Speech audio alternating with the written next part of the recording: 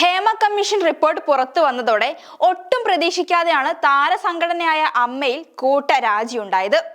കഴുകൻ കണ്ണുകളുമായി കാത്തുനിന്ന് പല പെൺകുട്ടികളുടെയും സ്വപ്നങ്ങൾ തല്ലിക്കെടുത്തിയത് കാവലാകേണ്ടവരും ചേർത്ത് പിടിക്കേണ്ടവരും തന്നെ.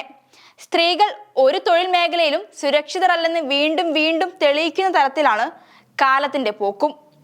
പകൽ വെളിച്ചത്തിലെ മാന്യന്മാരെല്ലാം ഇരുട്ടിന്റെ മറവിലെ ചെകുത്താന്മാരാണെന്നും പുറം ലോകം അറിയാൻ ഒരുപാട് സമയമെടുത്തു.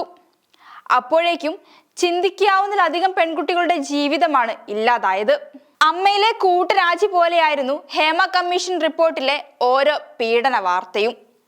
ഓരോ രാജിയിലൂടെയും പലരുടെയും മുഖം മൂടി അഴിഞ്ഞു വീണു.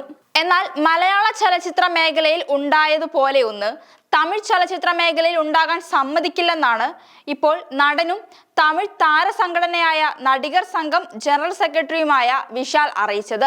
നടിമാർക്കെതിരെയുള്ള അതിക്രമം തടയാൻ പ്രത്യേക സമിതി രൂപവത്കരിക്കാൻ തമിഴ് താരസംഘടനയായ നടികർ സംഘം തയ്യാറാവുകയാണിപ്പോൾ. 10 പേരടങ്ങുന്ന സമിതി രൂപവത്കരിക്കാൻ നടപടി ആരംഭിച്ചുവെന്നും അധികം വൈകാതെ ഇത് നിലവിൽ വരുമെന്നും വിശാൽ അറിയിച്ചു. അതോടൊപ്പം സംഘടന നടന്മാർക്ക് വേണ്ടി മാത്രമുള്ളതല്ലെന്നും നടിമാരെ സംരക്ഷിക്കാൻ വേണ്ടിയുള്ളതാണെന്നും അദ്ദേഹം പറഞ്ഞു. കേരളത്തിൽ ഹേമ കമ്മിറ്റി റിപ്പോർട്ട് പുറത്തു വന്നതിനെ തുടർന്ന് മുൻനിര നടിമാർക്ക് നേരെ ലൈംഗികാതിക്രമ ആരോപണങ്ങൾ ഉയർന്ന പശ്ചാത്തലത്തിലാണ് സമിതി രൂപവത്കരിക്കാൻ നടികർ സംഘം ഇപ്പോൾ തീരുമാനിച്ചിരിക്കുന്നത്. സമിതിയിലെ അംഗങ്ങൾ, പ്രവർത്തന രീതി തുടങ്ങിയവയിൽ അന്തിമ തീരുമാനമായിട്ടില്ല. തമിഴ് സിനിമയിലും അവസരങ്ങൾക്കായി സ്ത്രീകളെ ലൈംഗികമായി ചൂഷണം ചെയ്തിട്ടുണ്ടാകാമെന്നും എന്നാൽ ഇതുവരെ സംഘടനയ്ക്ക് ഇത്തരത്തിൽ പരാതി ലഭിച്ചിട്ടില്ലെന്നും വിശാൽ പറയുന്നുണ്ട്. സിനിമ അഭിനയ മോഹവുമായി എത്തുന്നവരിൽ 20% പേർക്ക് മാത്രമാണ് അവസരം ലഭിക്കുന്നത്.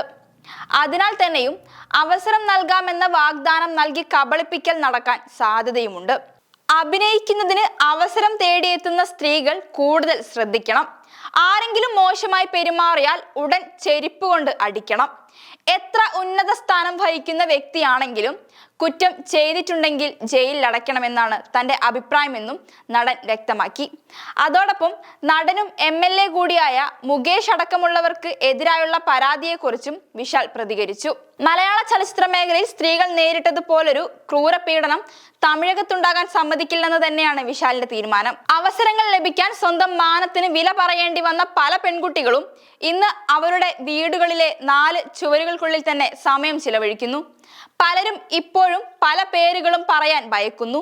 ചിലർ അഭിമാനത്തിന് കോട്ടം വരരുതെന്ന് കരുതി എല്ലാം ഉള്ളിലൊതുക്കി ജീവിക്കുന്നു.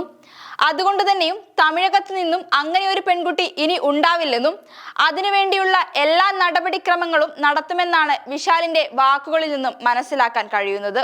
കാരണം മലയാള ചലച്ചിത്ര മേഖലയ്ക്കേറ്റ വലിയൊരു തിരിച്ചടിയാണ് ഈ ഹേമ കമ്മീഷൻ റിപ്പോർട്ട്. ഒരിക്കലും പുറത്തു വരില്ലെന്ന് കരുതിയ ഈ റിപ്പോർട്ടിന്റെ ആഴം ജനങ്ങളിൽ ഉണ്ടാക്കിയ മുറിവ് വളരെ വലുതാണ്.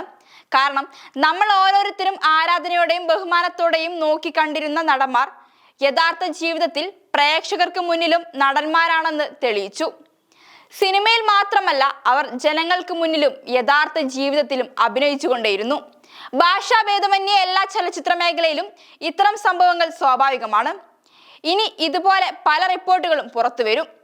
അത് പലരോടുമുള്ള ആരാധനയ്ക്ക് അവസാനവും കുറിക്കുമെന്നത് സംശയമില്ലാത്ത കാര്യമാണ്.